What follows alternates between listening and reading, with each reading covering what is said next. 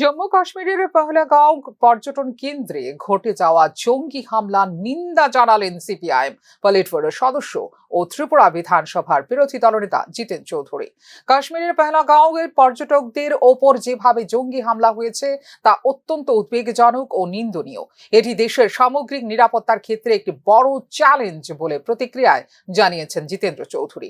জম্মু কাশ্মীরকে কেন্দ্রশাসিত অঞ্চল ঘোষণা করার পরে কিছুদিন শান্তি বিরাজ করলেও সাম্প্রতিক এই হামলা প্রমাণ করে সন্ত্রাসবাদ এখনো নির্মূল হয়নি।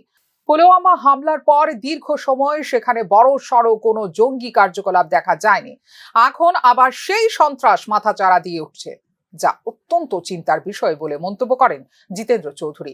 এই ধরনের হামলা শুধু কাশ্মীর নয়, দেশের সার্বিক নিরাপত্তা ও স্থিতিশীল পরিবেশের উপর আঘাত। তাই কেন্দ্র সরকারকে এখনই কঠোর পদক্ষেপ গ্রহণ করতে হবে, যাতে ভবিষ্যতে এই ধরনের ঘটনা প্রতিরোধ করা যায় বলে মন্তব্য করেন জিতেন্দ্র চৌধুরী। বলার চেষ্টা হয়েছিল কাশ্মীর সমস্যার সমাধান হয়ে গেছে, সন্ত্রাসবাদ নির্মূল হয়ে গেছে। হ্যাঁ, সাময়িকের জন্য হয়তো বা এরকম ঘটনাগুলি ঘটেনি পুলওয়ামার পর, কিন্তু সন্ত্রাসবাদ তো শুধু কিছু সন্ত্রাসবাদীকে নির্মূল করলেই সন্ত্রাসবাদ শেষ হয়ে যায় না।